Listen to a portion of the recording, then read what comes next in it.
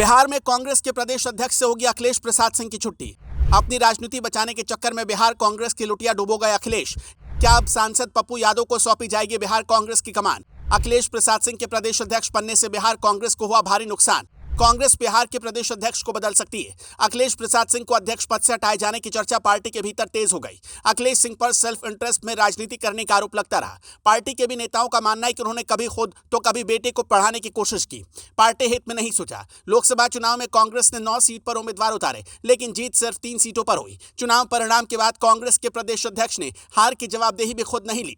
साथ ही कहा कि पार्टी विरोधी काम करने वालों पर कार्रवाई होगी। हम आपको 5 बड़ी वजह बता रहे हैं जिससे साफ होता है कि अखिलेश सिंह की कुर्सी खतरे में है। अखिलेश सिंह पर यह आरोप लग रहा है कि उन्होंने सेल्फ इंटरेस्ट में पॉलिटिक्स की। उनका राज्यसभा का टर्म भी पूरा हो गया था। वो चाहते तो किसी अन्य कांग्रेसी को मौका दे सकते थे, लेकिन दोबारा कांग्रेस से राज्यसभा गए। बेटे आकाश को महाराजगंज से टिकट दिलवाया। आकाश बीजेपी नेता जनार्दन सिंह सिग्रीवाल से हार गए। ये राजपूत भूमिहार बहुल इलाका है। किसान कांग्रेस के प्रदेश उपाध्यक्ष धीरेन्द्र कुमार सिंह ने पार्टी के प्रदेश अध्यक्ष डॉक्टर अखिलेश प्रसाद सिंह पर बड़े और गंभीर आरोप जून महीने में लगाए थे। उन्होंने पार्टी के राष्ट्रीय मल्लिकार्जुन खड़गे को पत्र लिखा था, जिसमें उन्होंने गंभीर आरोप लगाते हुए कहा कि टिकट बंटवारे में लेनदेन किया गया, साथ ही बाहरी प्रत्याशियों को टिकट दिया गया। गलत नीति और राजद से प्रेम के चलते ही पार्टी को बिहार में 3 सीटों पर संतोष करना पड़ा। कांग्रेस को 9 में से 7 सीटों पर जीत तय थी।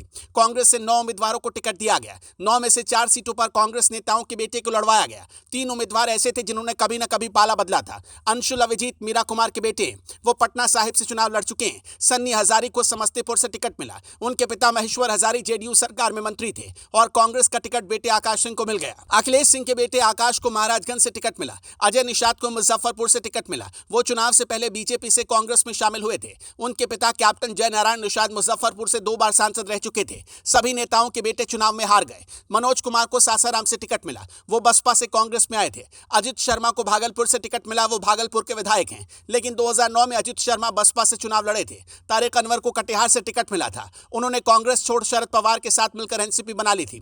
कटिहार से एनसीपी के टिकट पर सांसद रह चुके हैं। टिकट बंटवारे पर कई तरह से सवाल उठे। इससे यह भी मैसेज गया कि राजपूतों भूमिहारों का वोट ट्रांसफर करने में अखिलेश असफल रहे। अखिलेश प्रसाद सिंह ने कांग्रेस मुख्यालय सदाकत आश्रम में श्री कृष्ण सिंह की जयंती का भव्य आयोजन किया। उसमें आरजेडी सुप्रीमो लालू प्रसाद यादव मुख्य अतिथि थे।